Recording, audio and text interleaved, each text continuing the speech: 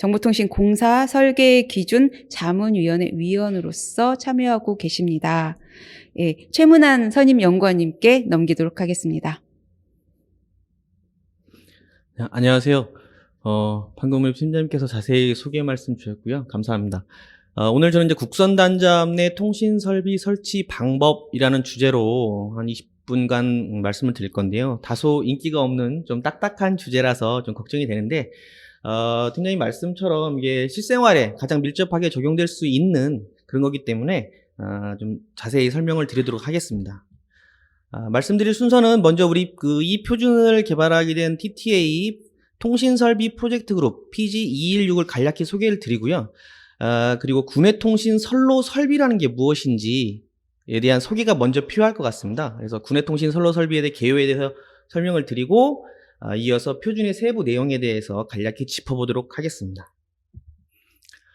먼저 통신설비 프로젝트 그룹 PG216은 2004년도에 처음 설립된 프로젝트 그룹입니다. 그래서 주요 표준화 범위로는 정보통신 설비의 설치 방법, 성능 요건, 망 설비 운용 체계 구축, 유지 보수를 포함해서 이런 설비, 정보통신 시설의 어떤 구축 방법에 대해서 주로 다루고 있고요. 두 번째로는 어떤 전력선 전자기 장애 방지, 우리 전자유도라고 보통 부르죠. 전자유도나 접지 시스템, 서지 이런 것들도 다루고 있고요.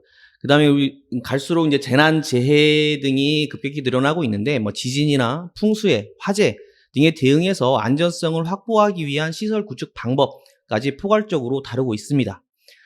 이 PG에서는 특별위원 5분을 포함을 해서 총 정부와 산학연 전문가 23명이 참여를 하고 있는데요. 미리 말씀을 드리면 이 군해통신 선로설비라는 것은 법적 제도로서도 연관이 있습니다. 그래서 국립전파연구원 관련된 제도를 운용하고 있는 전파연구원에서도 특별위원으로서 참석을 해주고 계시고 2011년 11월 현재 총 102개의 단체 표준을 개발해 두었습니다. 자, 그렇다면 군해통신 선로 설비란 무엇인가? 법적 정의에 대해서 말씀을 드리겠습니다. 자, 국선 접속 설비를 제외하고 구내 상호간 그리고 구내 외관의 통신을 위해서 이용자 구내에 설치하는 케이블이나 보호장치, 전주, 관로, 터널, 배관, 배선반 이러한 제반 설비를 통틀어서 우리가 군해통신 선로 설비라고 하고요. 전기통신사업법이라는 법률이 있는데 이 법률 제69조에 따라서 우리가 건축법에 따라서 허가를 받고 건축하는 모든 건축물에는 이러한 군해통신 선로 설비를 의무적으로 설치하도록 되어 있습니다. 자, 그렇다면 국선 접속 설비란 무엇이냐? 법적 정의를 보면 방송통신 사업자가 이용자한테 제공하는 국선을 수용하기 위해 설치하는 국선 수용 단자 반이라든가 아니면 우리가 보호기라고 불리는 보호장치 이런 것들이 있는데 여기서 군해통신 선로 설비에서 국선 접속 설비를 제외하게 된 이유는 뭐냐면 군해통신 선로 설비는 이용자 즉 건축주가 그 책임 설치와 유지 보수의 책임을 가지고 있는 거고요.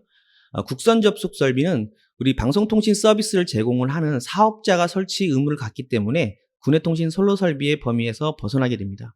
밑에 그림에서 보시는 것처럼 지금 장표에는 이제 전화국이라고 표시가 되어 있는데 이제 오래된 자료라서 그렇고요. 통신국사라고 이해해 주시면 될 것 같습니다. 통신국사로부터 관로시설 또는 맨홀, 그다음에 지역이 시골 지역 같은 경우는 분기국사라는 게 따로 있고요. 이런 분기국사를 통해서 제공되는 국선이 파란색 박스로 표시된 이용자 시설 영역으로 인입을 하게 되는 거죠.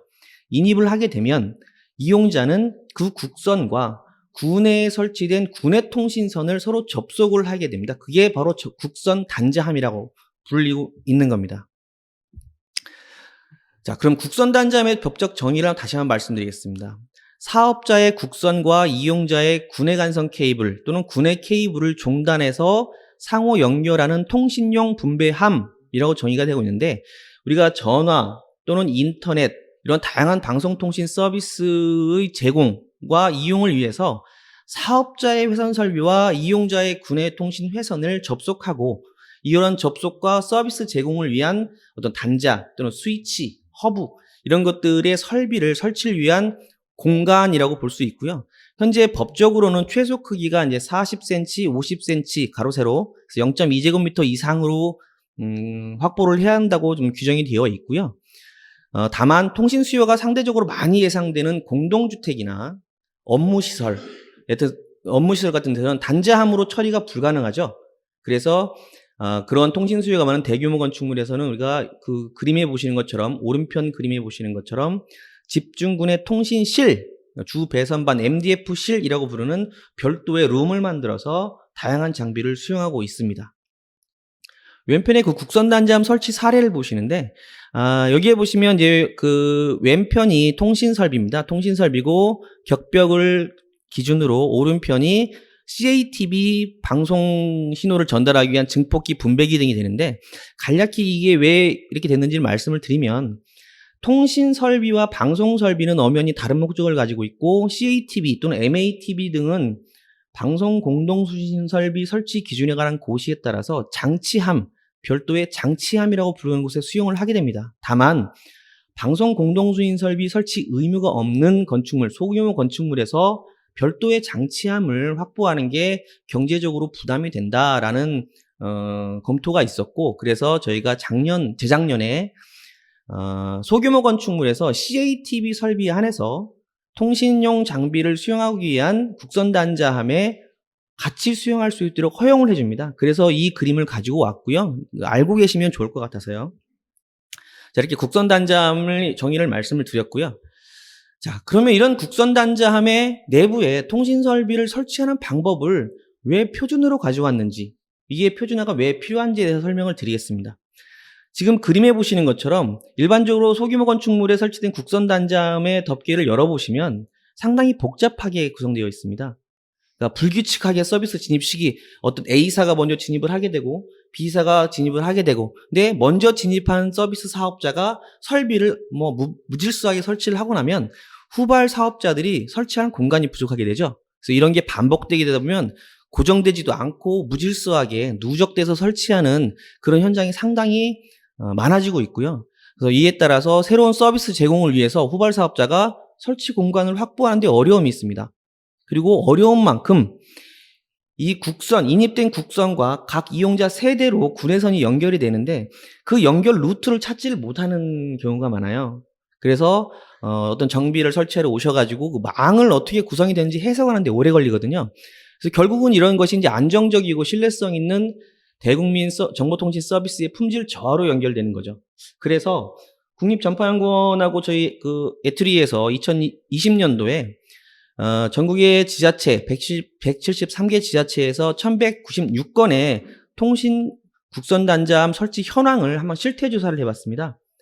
실태조사를 해본 결과 통상 한 40% 정도는 법적 기준을 상회하는, 즉 600, 700, 60cm, 70cm 정도의 장치함 크기의 국선단자함을 설치를 해서 그렇게 큰 문제는 없었는데, 그 이외에 법적 최소 요건만 갖는 경우, 즉 40cm, 50cm의 국선단자함만 설치하는 경우도 상당 부분 존재를 하게 됐습니다. 그래서 그 지자체에서 갖고 있는 자료는 건축물이 준공 시점에 대한 자료이기 때문에 그 안에 들어가는 설비들이 어떻게 설치되었는지는 모르거든요. 그래서 이 결과를 바탕으로 저희들이 또 국선단자함의 크기와 그 수용 설비가 어떻게 설치되어 있는지 현황 조사를 합니다. 50세대 이하의 공동주택 16개소를 대상으로 지금 현장 조사를 통해서 그걸 봤는데 대부분 잘 돼 있는 곳이 많죠. 근데 소규모 건축물에서는 상당히 무질서하게 설치되어 있고 덮개를 여는 순간 와르르르 무너지는 케이스도 있거든요. 그래서 국선단자함 공간 부족에 따라서 이게 방송 설비를 설치하는 장치함 공간을 활용하거나, 즉 목적이 다른 장치함의 통신 설비가 들어가 있거나, 그다음에 서비스 신청 시기, 그다음에 제공되는 서비스의 종류, 전화가 들어갈 것인지 인터넷이 들어갈 것인지, 또는 인터넷 서비스 제공자 사업자가 몇 사업자가 들어갈 것인지, 이런 순차 설치에 따라서 고정되지 않고 무질서하게 누적 설치된다, 이게 확인이 됐고요. 그래서 저희가 이제 기술 기준, 법적인 기술 기준에서 국선단자함의 최소 크기를 상향하는 방안도 고민을 해봤는데, 이거는 이용자에게 규제가 되고요. 그다음에 건축물 구조적으로 봤을 때 단자함 크기를 무작정 키운다고 하면 건축물 구조에 문제가 있기 때문에 선행적으로 우리가 표준을 통해서 통신 서비스를 제공하는 사업자별로 어떤 방식으로 설치를 해서 효율적으로 안정적으로 설치할 수 있는지를 좀 검토를 하고 그거를 표준으로 좀 만들어 보게 된 겁니다. 자, 표준의 목적 및 적용 범위 해가지고 이건 이제 표준에 담겨 있는 내용이고요. 뭐 정보통신 기술의 발전이라든가 그다음에 갈수록 다양해지는 이용자의 요구 이러한 이 요구에 따라서 복잡한 구내 통신망을 구축해야만 하는 실정이고요. 그다음에 건물 구조에 의존적인 구내 통신 선로 설비 특성상 한 번 설치된 이후에 증설, 교체, 변경이 어렵습니다. 그래서 다양하고 복잡한 요구 수용이 가능하도록 최초에 그걸 설계를 하고 그 설계대로 시공을 해야만 하는 필요성이 있고요. 사업자의 각종 통신 설비의 설치 공간을 사전에 확보하고 효율적인 배치 방안을 5가지 유형으로 제시를 했습니다. 적용 범위는 모든 건축물의 케이스를 저희들이 다 담을 수 없어서 통신 수요가 많을 것 같은 공동주택을 대상으로 했고요. 공동주택 중에서도 20세대 규모 그리고 50세대 규모 두 케이스로 나눠서 국선단지암 내 통신설비 설치 방법을 담아봤고요. 그 다음에 관련 규정에 따라서 아까 말씀드린 것처럼 국선단지암에 CATV가 설치되는 케이스도 여기서 고려를 해봤습니다. 그래서 일반 전화나 기가 서비스, 기가 인터넷 서비스, 그 다음 케이블 TV 방송 서비스용 설비의 종류, 기능, 세부 규격에 따른 최적 공간 배치와 단지암 크기를 제시를 했고요. 먼저 말씀드릴 거는 이 표준을 만들 때는 현장에서 가장 많이 사용되는 설비, 단말기의 규격을 토대로 했습니다. 근데 그 설비도 사업자별로 다르고 그다음 기술 개발에 따라서 갈수록 수용하게 되기 때문에 이 표준은 가이드 차원으로 이해해 주시면 되겠고요. 이 가이드에 따라서 건축물의 규모, 서비스 사업자의 개수, 수 등을 고려해서 신축적으로 적용을 할 수 있다고 말씀드릴 수가 있습니다. 사전 고려사항이 있는데요. 국선단지암 설치 고려사항은 지금까지 말씀드린 거랑 같습니다. 다양한 서비스 이용 유형에 따라서 국선단지암 내 통신설비 설치를 위한 효율적 공간 확보 방안을 제시하는 건데 이 이외에 이 표준에서는 설치 방법만 제시를 하고 있고요. 이 이외에 국선단지암의 정기적인 특성이라든가 구성 요건, 재질, 설치 안전 기준 등은 밑에 보시는 것처럼 대통령령으로서의 방송통신설비의 기술 기준에 관한 규정, 그다음에 이 규정의 위임을 받은 국립전파연구원의 접지설비, 구내통신설비, 선로설비 및 통신공동구 등한 기술기준, 그리고 곡률 반경, 곡률 손실을 정의하고 있는 ITU-T의 G.657, KSC 3603, 그 다음에 PG216에서 개발한 업무용 건축물과 주거용 건축물에 대한 구내통신 선로설비, 그다음에 정보통신설비 구내 배관 및 배선 방법, 구내 정보통신공사 표준 시방서, 시방서라는 말이 지금 바뀌었죠. 설계 설명서로 바뀌었고요. 제목은 원래 있는 대로 가져왔습니다. 이런 것들을 참조하셔서 국선단지암을 제작을 하고 설치를 하실 수 있습니다. 다음은 이런 국선단지암에 수용되는 통신 설비의 종류와 기능에 대해서 말씀드리겠습니다.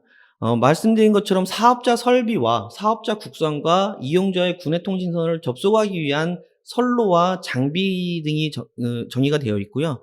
이용자 방송통신 설비로는 구내선, 원템 블록, 그다음 보호기나 접지단자, 전원 콘센트, 그 다음에 절연 보조 패널, 단지암 내부 바닥에 설치되는 보조 패널, 그 다음에 CATV용 증폭기, 분배기, 보호기가 있고요. 사업자 설비로는 사업자의 국선, 그 다음에 광 분배함, 광 패치 코드, 네트워크 스위치, L2나 L3의 네트워크 스위치를 말씀드리는 거죠.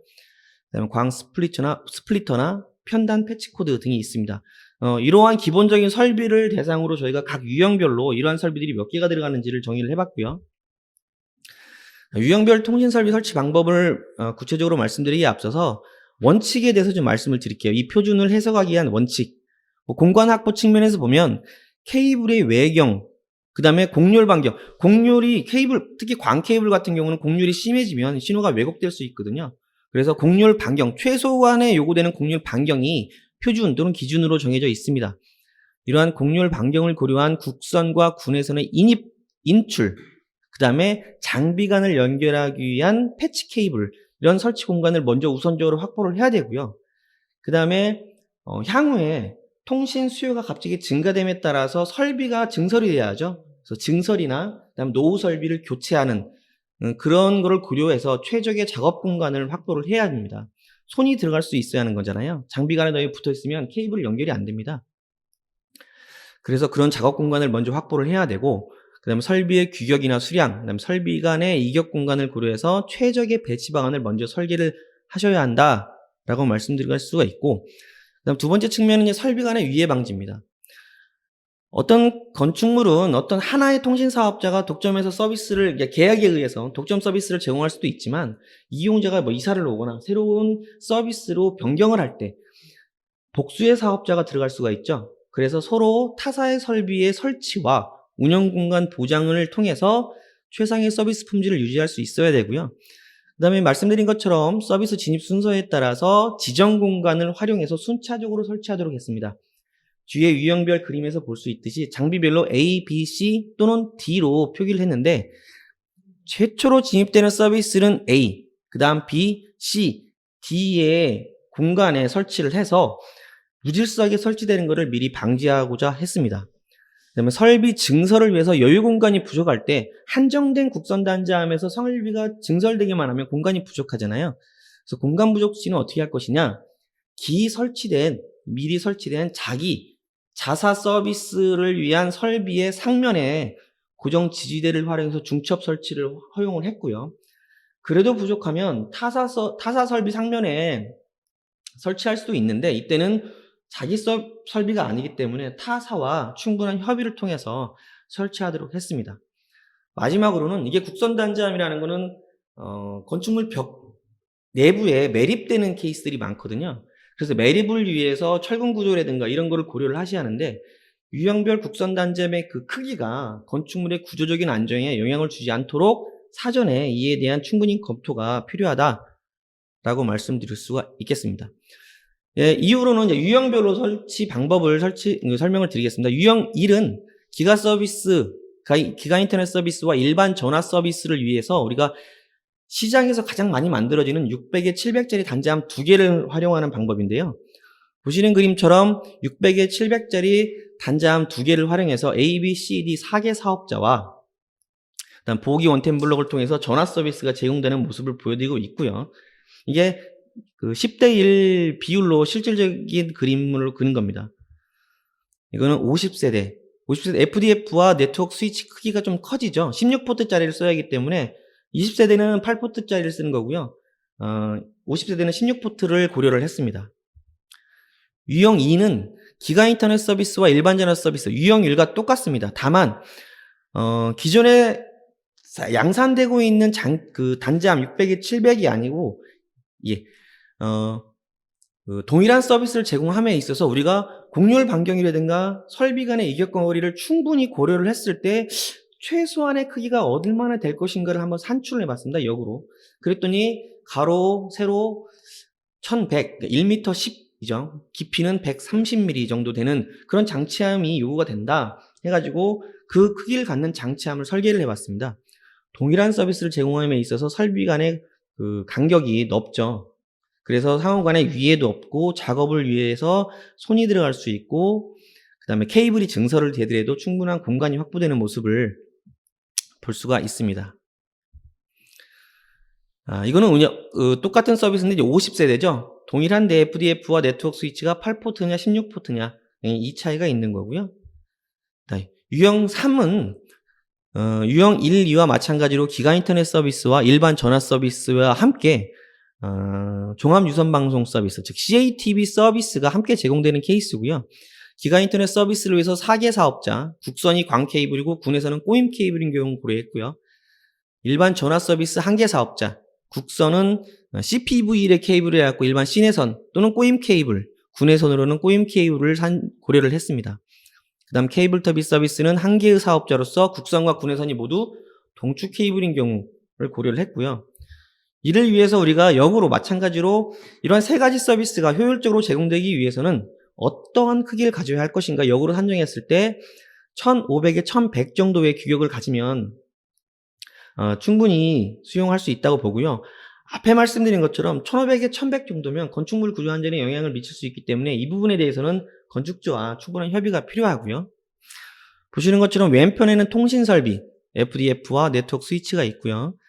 그 다음에 오른편으로는 증폭기, 분배기, 보호기, CATV 신호를 분배하기 위한 장비들이 설치된 것을 볼 수 있습니다. 자, 이건 50세대고요. 자, 유형 4는 기가 인터넷 서비스만 제공하는 케이스입니다. 요새 보편적 용무로서 일반 전화 서비스가 여전히 제공되고 있는데 그건 보편적 영문 서비스에 지금 현재 제도적으로, 법적으로 그걸 제공을 할 수 있도록 하는 거고요. 일반 전화 서비스를 인터넷 라인을 통해서 IP 전화를 쓰는 케이스를 고려를 한 거죠. 그래서 기가 인터넷 서비스만 제공을 했을 때 우리가 4개 사업자, 광케이블과 군해선 꼬임 케이블을 고려했을 때 800에 1100 정도의 크기가 요구된다라고 설계를 해본 거고요. 20세대 규모에서는 1100에 800에서 FDF 4개와 네트워크 스위치 4개가 설치된 모습을 볼 수가 있고요. 파란색 표시된 군해선 꼬임 케이블입니다.